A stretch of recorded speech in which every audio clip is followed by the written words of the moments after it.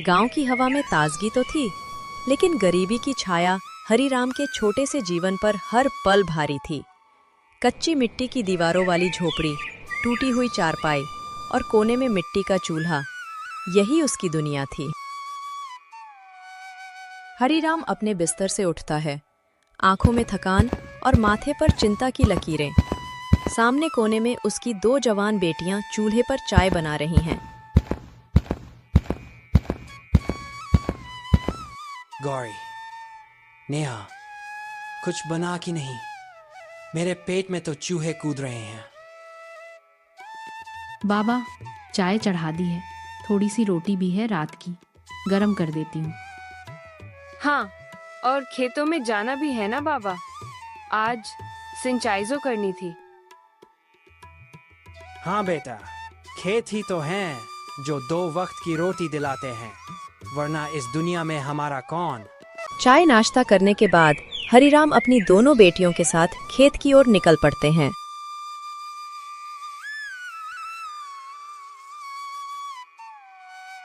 गर्मियों की चिलचिलाती धूप, धरती तप रही थी। हरिराम और उसकी दोनों बेटियां खेत में काम कर रही थी। न पैरों में चप्पल, न सिर पर छांव, फिर भी तीनों मिट्टी खोदने में जुटे थे। ये मिट्टी भी अब फल नहीं देती। बीज डालता हूं तो सोचता हूं, क्या ये मेरी बेटियों के हाथ पीले कर पाएगी? बाबा, आप चिंता मत करो, हम मेहनत करेंगे, कुछ ना कुछ जरिया निकल ही आएगा। हाँ, और हमें कोई राजकुमार से तो शादी नहीं करनी, बस एक अच्छा इंसान मिल जाए और मेहनत का मान हो, बस वही काफी है। धूप भले ही तेज थी, मगर उससे भी ज्यादा जल रहा था हरिराम का दिल। बेटियों की हंसी सुनकर वो पल भर के लिए खुश होता, लेकिन जैसे ही समाज का नाम आता, उसकी आंखें बोझ से झुक जातीं। कुछ दिनों बाद हरिराम गांव में पंडित जी के पास अपनी बेटियों की शादी के रिश्ते के लिए जाता है। गांव की चौपाल, जहां पंडित जी बांस की खटिया पर बैठे थे, दूर बच्चे खेल रहे थे, पर हरिराम का दिल भारी था। वो धीरे धीरे कदम बढ़ाकर पुजारी के पास जाता है। पंडित जी, आप तो सब जानते हैं, मेरी बेटियां अब शादी लायक हो गई हैं। कोई अच्छा लड़का दिखे तो जरा मेरी ओर भी ध्यान दीजिएगा। हरिराम, जमाना बदल गया है, अब लोग दहेज देखते हैं, जमीन जायदाद पूछते हैं। तुम्हारे पास है क्या? पंडित जी, मेरे पास तो बस 2 बीघा जमीन है और मेरी 2 बेटियां, जो मेरे लिए अनमोल रत्न हैं। अच्छा ठीक है, देखता हूँ। 1-2 परिवार हैं जो सीधे साधे हैं, बात करूंगा उनसे। लेकिन क्या पंडित जी? तुम्हें दहेज की बात सोचनी पड़ेगी हरिराम, यह समाज का चलन है। पंडित जी, मेरे पास देने को कुछ नहीं, बस अपनी बेटियां ही हैं।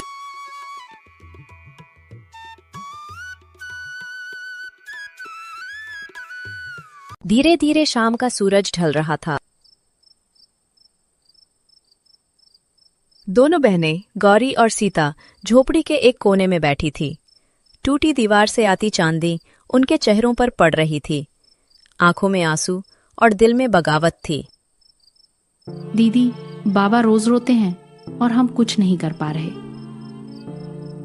मैंने तय कर लिया है, मैं शहर जाऊंगी नौकरी ढूंढने।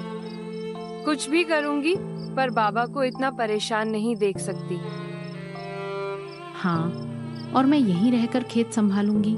जब तक आप पैसे भेजोगी, मैं घर संभाल लूंगी। हम एक दिन बाबा का सपना पूरा करेंगे गौरी।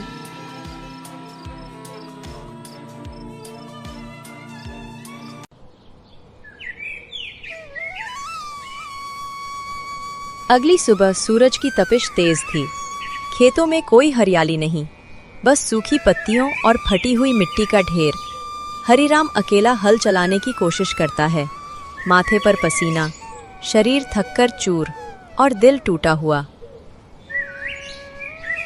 पसीने से उसका बदन तरबतर था, लेकिन चेहरे पर थकान से ज्यादा बेबसी थी। हरिराम खुद से बात करते हुए कहता है, क्या मैं अच्छा बाप नहीं हूँ? दो दो बेटियां जवान हैं और मेरे पास न दहेज है, न रिश्तेदार, और ना ही पैसे कमाने का कोई दूसरा साधन, और ऊपर से सेठ का कर्ज भी बाकी है। क्यों जी रहा हूं मैं, और किसके लिए? मैं तो बोझ बन गया हूं गौरी और नेहा पर। मेरा तो मर जाना ही बेहतर है।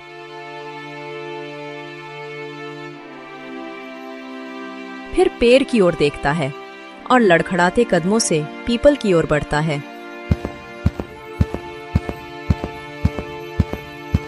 माफ करना बेटियों, तुम्हारा बाबा हार गया। डालियों को पकड़कर ऊपर चढ़ता है, फिर कमर से पुरानी रस्सी निकालता है। धीरे धीरे रस्सी गले में डालता है। एक झटका और कुछ पल के लिए सन्नाटा, हवा तक थम जाती है।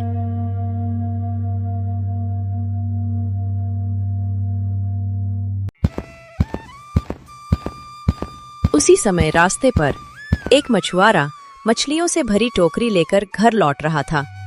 अचानक उसकी नजर पेड़ की ओर जाती है। अरे बाप रे, हरिराम, ये तो फांसी लगाए लटका है। वो मछुआरा किसी तरह रस्सी काटकर हरिराम को नीचे उतारता है। हे भगवान, इसकी तो धड़कन रुक चुकी है, ये तो मर गया। वो गांव की ओर भागता है और जोर जोर से चिल्लाता है, गांव वाले, अरे कोई है? हरिराम ने खुदकुशी कर ली है।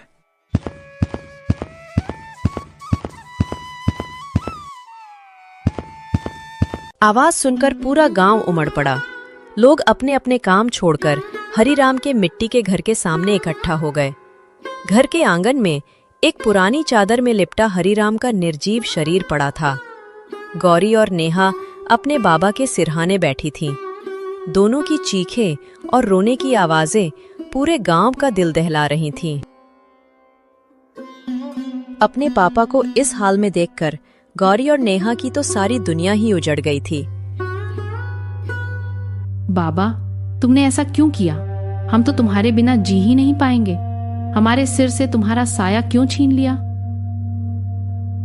आप वादा करके गए थे बाबा कि सब संभाल लेंगे, फिर क्यों छोड़ गए हमें अकेला? अब कौन हमें दुलार करेगा? कौन हमारी शादी की चिंता करेगा? हाय, हरिराम तो बहुत सीधा आदमी था, बेटियों की चिंता खा गई उसे। यही तो इस जमाने का सच है। दहेज का डर ना जाने कितने ही घरों को उजाड़ चुका है। लोग बेटियों को वरदान नहीं, बोझ समझने लगे हैं। हरिराम ने कभी किसी का बुरा नहीं किया। दिन रात मेहनत करता था, फिर भी किस्मत ने उसे चैन की सांस नहीं लेने दी। बाबा, उठो ना, देखो हम दोनों रो रहे हैं। तुम्हें तो कहते थे मेरी गौरी और नेहा मेरी जान है, तो फिर हमें यूं अधूरा क्यों छोड़ दिया?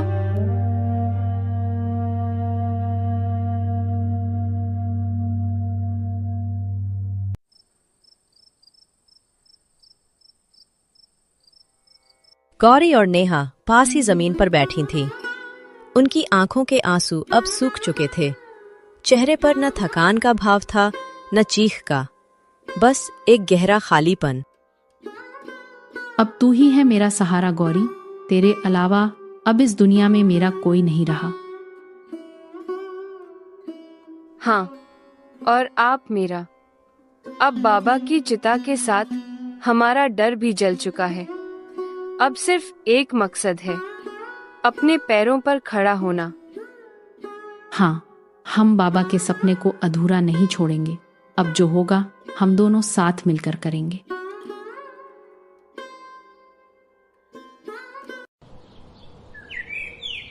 इसी तरह एक महीना गुजर जाता है।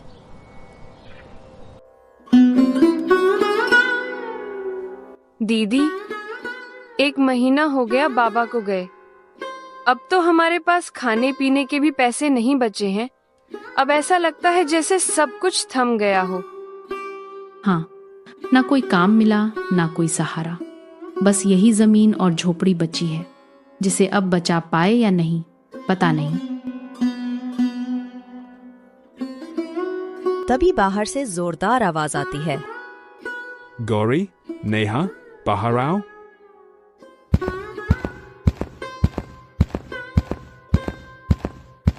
दोनों बहनें घबराकर बाहर आती हैं। सामने सेठ धनराज खड़ा है, लंबा चौड़ा, मोटा, चेहरे पर चालाकी और आंखों में लालच। सेठ जी प्रणाम। सब कुशल है? प्रणाम नमस्ते बाद में करना। तुम्हारे बाप हरिराम ने अपनी औरत की बीमारी के इलाज के लिए मुझसे 6,000 रुपए का कर्ज लिया था। अब वो मर गया है, तो कर्ज तुम दोनों को चुकाना होगा। सेठ जी, अभी तो हमारे पास खाने तक को कुछ नहीं है, आप थोड़ा समय दे दीजिए। समय? ये मेरी रकम है, कोई दान नहीं। 10 दिन है तुम्हारे पास, या पैसे दो या फिर ये जमीन और झोपड़ी मेरी हो जाएगी। सेठ जी, यह जमीन बाबा की जान थी, कम से कम कुछ तो रहम कीजिए। अभी तो हमारे पास खाने के भी पैसे नहीं हैं, भला हम इतने सारे पैसे कहाँ से इकट्ठा करेंगे? रहम? मैं रहम अब नहीं करता। याद रखना, 10 दिन बाद या तो रुपया या फिर घर। सेठ जी, 10 दिन ये तो बहुत कम वक्त है, भला इतने कम वक्त में हम इतने पैसे कहाँ से लाएं? वो सब मुझे नहीं पता, मुझे तो बस मेरे पैसे चाहिए। सेठ धमकी देकर निकल जाता है, पर दोनों बहनें वहीं खड़ी रह जाती हैं।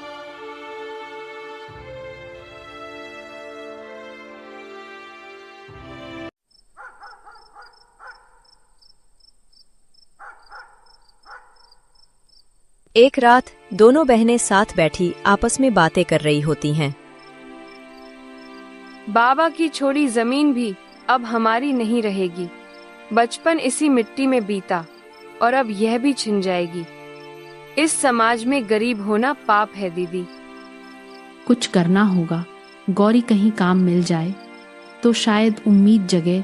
कल ही मैं कहीं मजदूरी जाऊंगी, चाहे नौकरानी बनूं या बर्तन मांजूं, पर कुछ तो करूंगी। इसके बाद दोनों बहनें सो जाती हैं। धीरे धीरे सेठ के दिए हुए 10 दिन भी इसी तरह बीत जाते हैं।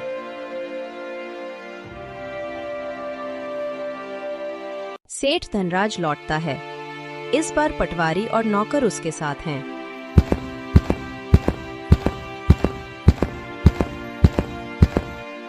समय पूरा हुआ, कहाँ हैं मेरे पैसे?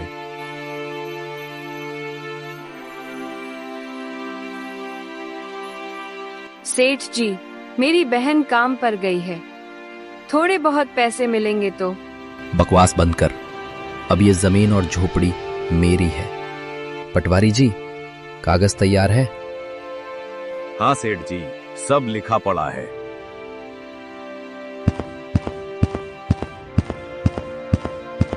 चल हट लड़की, ये जगह अब मेरी है।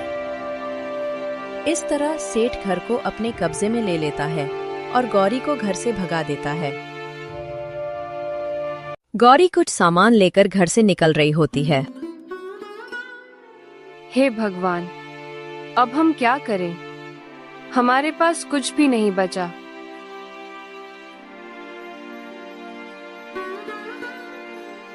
उधर नेहा काम से लौटते हुए खबर सुनती है और गौरी उसे रास्ते में मिल जाती है। गौरी, क्या हो गया?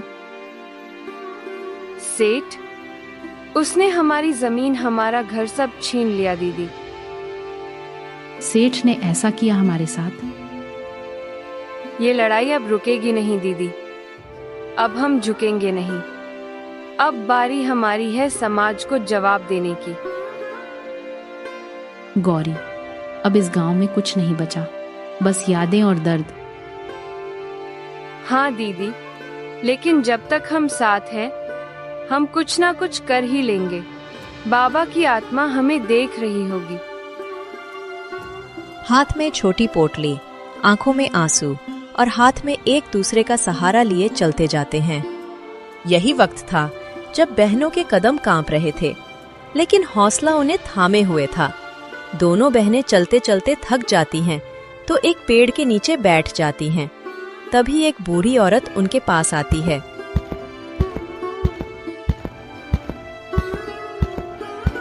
अरे बेटियां, कहाँ जा रही हो इस तपती दोपहर में? चेहरे से लग रहा है कोई भारी दुख लेकर निकली हो। अम्मा, हम अपना घर खो बैठे हैं। बाबा की मौत के बाद सेठ हमारी जमीन और झोपड़ी छीन ले गया। अब हमारे पास ना पैसा है, ना रहने के लिए कोई घर। हाय राम, कैसा जमाना आ गया है। बेटियों को यूं दर दर भटकना पड़ रहा है। मैं पास के एक कारखाने में छोटा मोटा काम करती हूँ। वहाँ फूल पौधे लगाती हूँ, सफाई करती हूँ। अगर चाहो तो तुम दोनों भी चलो, वहाँ तुम्हें भी काम मिलेगा। क्या सच में? अम्मा, हम कुछ भी करने को तैयार हैं। बस इज्जत से जीना चाहते हैं। हाँ बेटा, बस मेहनत से मत डरना।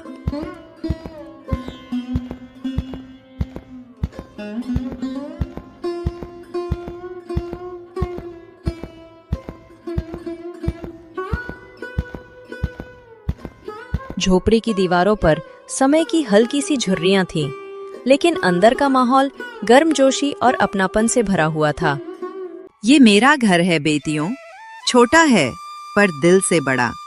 तुम यहीं रहो, सुबह हम साथ कारखाने चलेंगे। गौरी की आंखों में आंसू थे, लेकिन चेहरे पर एक अजीब सी राहत और आभार था। अम्मा, आपने जो किया वो कोई अपना ही करता है। हम कर्जदार हैं आपके। बस एक ही बात याद रखना, दुनिया भले बेरहम हो, लेकिन मेहनत कभी धोखा नहीं देती। अगले दिन सुबह बूढ़ी औरत दोनों बहनों को लेकर कारखाने में पहुंचती है, लेकिन गौरी और नेहा को माली का काम मिला। पौधों को पानी देना, सफाई करना, निराई करना। धूप तेज थी, हाथ मिट्टी से सने हुए थे, फिर भी दोनों के चेहरों पर हल्की उम्मीद थी। शाम तक दोनों बहनें थककर एक कोने में बैठी थीं। पसीने से भीगे चेहरे पर पहली बार संतोष था। आज पहली बार लगा कि हम जिंदा हैं। किसी ने हमें अपनाया, उम्मीद दी। हाँ गौरी, अब कुछ कर दिखाना है। यह बस शुरुआत है, मंजिल बहुत दूर है, लेकिन अब डर नहीं लगता। अगले दिन गौरी और नेहा फूलों से भरा हल्का बक्सा उठाकर ले जा रही थीं। उनके कदम धीमे थे, लेकिन आत्मा हल्की। चेहरों पर मासूमियत और मेहनत की चमक साफ झलक रही थी। तभी अंदर से एक शख्स आता है।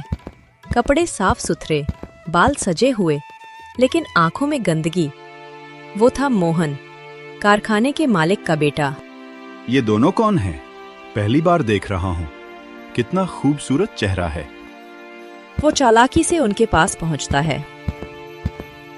अरे, नई आई हो। नाम क्या है तुम दोनों का?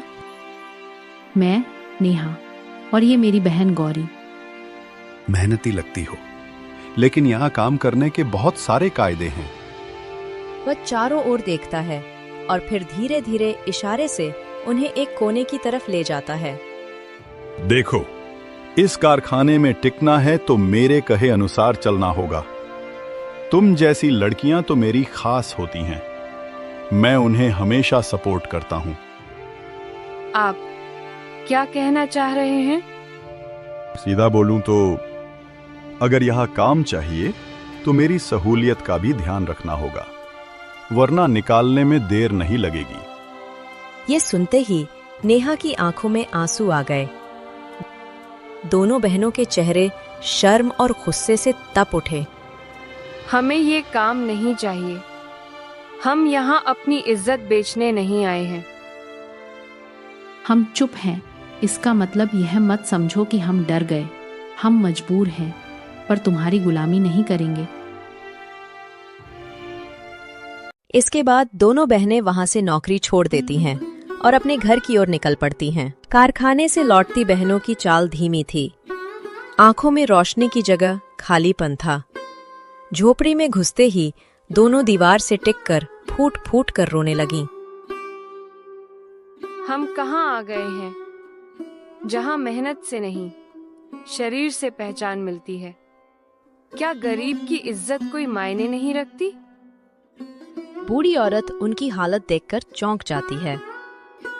क्या बात है, तुम दोनों इतने परेशान क्यों हो? अम्मा, कारखाने के मालिक के बेटे ने हमारी इज्जत से खेलने की कोशिश की। कहा कि अगर काम चाहिए तो उसकी बातें माननी होंगी, वरना वह काम से निकाल देगा। उस नीच ने ऐसा कहा? वो मोहन, उस पर तो पहले भी कई शिकायतें आई थीं, लेकिन मालिक का बेटा होने के कारण उसे कोई कुछ नहीं कहता, इसलिए वो बच गया। हम अब वहाँ नहीं जाएंगे अम्मा, और सोच रहे हैं कि अब क्या करेंगे। अगले दिन गौरी चूल्हे पर खाना बना रही है। बूढ़ी औरत कोने में बैठकर उन्हें गौर से देख रही है। बेटी गौरी, मैं कई दिनों से देख रही हूँ, तू जो खाना बनाती है उसमें एक अलग ही स्वाद होता है। कुछ नहीं अम्मा, माँ से सीखा था थोड़ा बहुत, और बाकी तो जरूरतें सिखा देती हैं। हाँ अम्मा, गौरी के हाथ में स्वाद का जादू है। आज तुम खाओगी तो उंगलियां चाटती रह जाओगी। बूढ़ी औरत सोच में पड़ जाती है, फिर अचानक विचार बदलकर मुस्कुराती है। तो क्यों ना तुम दोनों बहनें समोसे का ठेला लगाओ। पास के चौराहे पर रोज मजदूर, रिक्शे वाले, बच्चे घूमते रहते हैं। गर्मा गर्म समोसे और चटनी अगर तुम बेचना शुरू करो तो ईमानदारी की कमाई से गुजारा हो जाएगा। ठेला पर अम्मा, सामान, तेल, मसाले, ठेला सब कहाँ से लाएं? तुमने जो कारखाने से महीने भर की मजदूरी बचाई है वो रखी है ना, उसी से शुरुआत करो। और हाँ, मैं भी साथ रहूंगी, बूढ़ी ही सही, पर मेहनत अब भी जानती हूँ। सुबह की धूप अभी हल्की ही फैली थी। गांव की पगडंडी पर तीनों, गौरी, नेहा और बूढ़ी अम्मा, धीरे धीरे कदम बढ़ा रही थीं। उनके हाथों में एक पुराना झोला था जिसमें आलू, आटा, मसाले और तेल रखा था। चेहरे पर थकान तो थी, लेकिन उससे कहीं ज्यादा उम्मीद की चमक थी। सुबह 9 बजे गौरी और नेहा समोसे लेकर दुकान पर पहुंच जाती हैं। के पीछे से चटनी की महक आ रही थी और कढ़ाई में तेल खौल रहा था। लोग आते जाते जिज्ञासा से देख रहे थे। तभी एक मजदूर रुका। बहन जी, समोसा कितने का है? 10 का एक गरम और खस्ता। मजदूर ने एक समोसा लिया, धीरे धीरे खाया और अचानक उसकी आंखें चमक उठीं। अरे वाह, ऐसा स्वाद तो होटल में भी नहीं मिलता। 10 और देना। धीरे धीरे और लोग जुटने लगे। रिक्शा वाले, बच्चे, मजदूर और कुछ औरतें, सभी खाते और तारीफ करते। इसी तरह धीरे धीरे सारे समोसे बिक जाते हैं।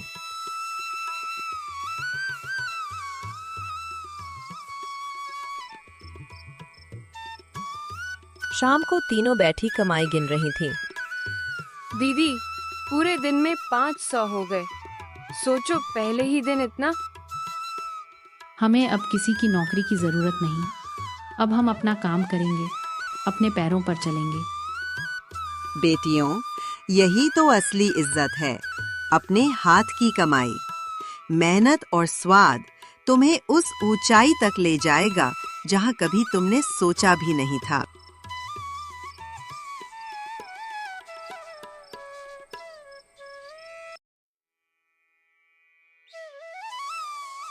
अगली सुबह उनका ठेला और ज्यादा सजा हुआ था। ताजे समोसों की खुशबू पूरे चौराहे पर फैल रही थी।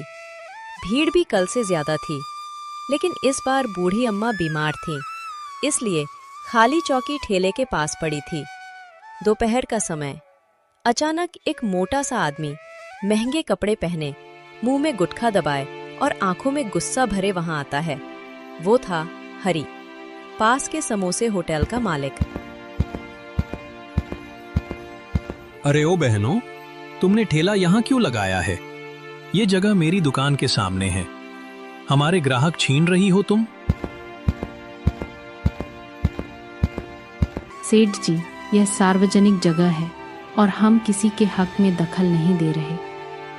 तुम्हारे जैसे लोगों को सड़कों पर व्यापार करने का हक नहीं। हटाओ ये ठेला, वरना क्या हम मेहनत कर रहे हैं, भीख नहीं मांग रहे। फिर भीड़ जमा हो गई, लोग तमाशा देखने लगे। भीड़ के बीच एक नौजवान खड़ा था, साफ सुथरे कपड़े, आत्मविश्वास भरी आंखें। नाम था रवि। वो पास के चाट ठेले पर खड़ा होकर ये सब देख रहा था। एक मिनट सेठ जी, अगर ये ठेला सड़क के किनारे है और ट्रैफिक में रुकावट नहीं बना रहा, तो आप इन्हें हटाने वाले कौन होते हैं? तू बीच में मत बोल लड़के। मैं बोलूंगा और कानून के हिसाब से बोलूंगा। भारत के कानून के अनुसार हर नागरिक को ईमानदारी से व्यापार करने का अधिकार है। ये दोनों बहनें अपने हक के तहत व्यापार कर रही हैं। जब तक कोई नियम नहीं तोड़ा जा रहा, तब तक आप इन्हें यूं धमका नहीं सकते। और अगर आपने दोबारा इन्हें परेशान किया, तो पुलिस को बुलाने में मुझे 1 मिनट नहीं लगेगा। ये सुनते ही हरी थोड़ा सहम गया। भीड़ भी अब रवि के समर्थन में बोलने लगी। हाँ सेठ जी, गरीब मेहनत करता है तो क्यों आंखें फोड़ते हो? ये लड़कियां मेहनती हैं, इनका हक छीनने मत आओ। हरिराम ने गुस्से में पैर पटके और बड़बड़ाते हुए वहां से चला गया।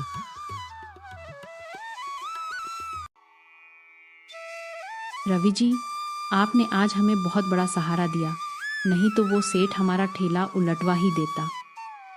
मैंने सिर्फ वही किया जो सही था। तुम दोनों जैसी बहनों को देखकर भरोसा होता है कि मेहनत अब भी जिंदा है।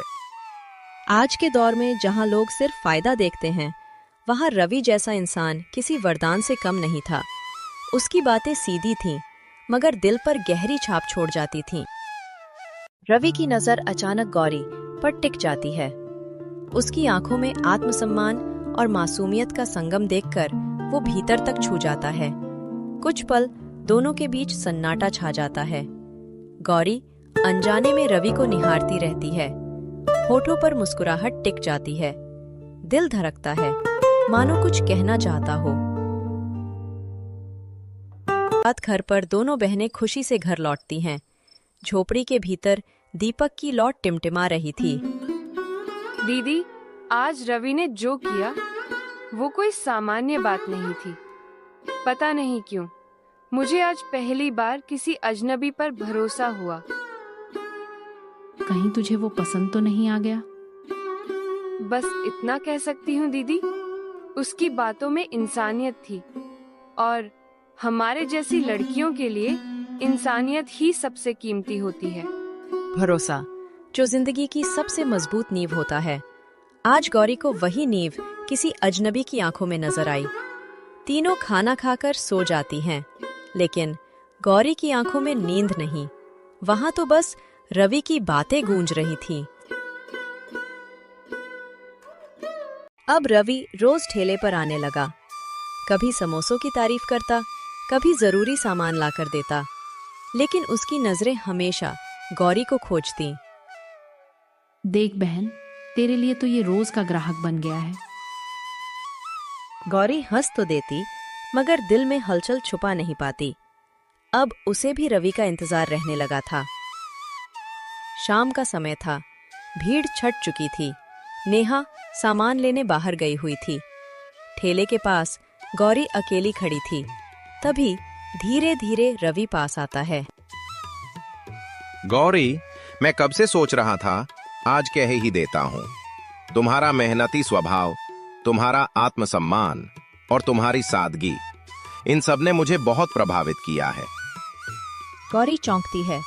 उसकी पलकों पर एक हल्की कंपकंपी दौड़ जाती है। मैं तुमसे शादी करना चाहता हूँ। गौरी, क्या तुम मेरी जीवन साथी बनोगी? हाँ, मुझे मंजूर है। अगले दिन रवि अपने माँ पिता को सब कुछ बताता है। रवि, एक सड़क पर ठेला लगाने वाली लड़की से शादी करोगे? हमारे खानदान की इज्जत का क्या होगा? माँ, इज्जत मेहनत से मिलती है, खानदान से नहीं। अगर हमारी बहू मेहनती, सच्ची और आत्मसम्मानी है तो उससे अच्छा और क्या चाहिए। बेटा सही कह रहा है, आज के जमाने में अच्छी लड़की मिलना मुश्किल है। माँ, मैंने बहुत लड़कियां देखी, मगर गौरी जैसी गरिमा और ईमानदारी कहीं नहीं मिली। मैं अपने फैसले से खुश हूँ और चाहता हूँ आप भी मेरे साथ हो। माँ धीरे धीरे पिघलती है, आंखें नम हो जाती हैं। अगर तुम खुश हो तो हम भी राजी हैं बेटा। जाओ, बहू को घर ले आओ।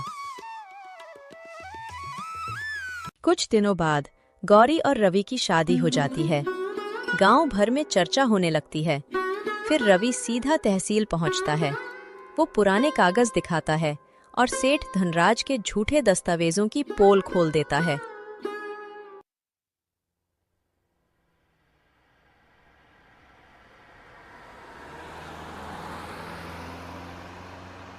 धनराज, तुमने धोखे से इनकी जमीन हथियाई थी। अब ये जमीन इन्हीं को सौंपी जाती है। ये लो अपने पैसे, मैं माफी चाहता हूँ, मुझसे गलती हो गई। गौरी और नेहा को उसका घर वापस मिल जाता है।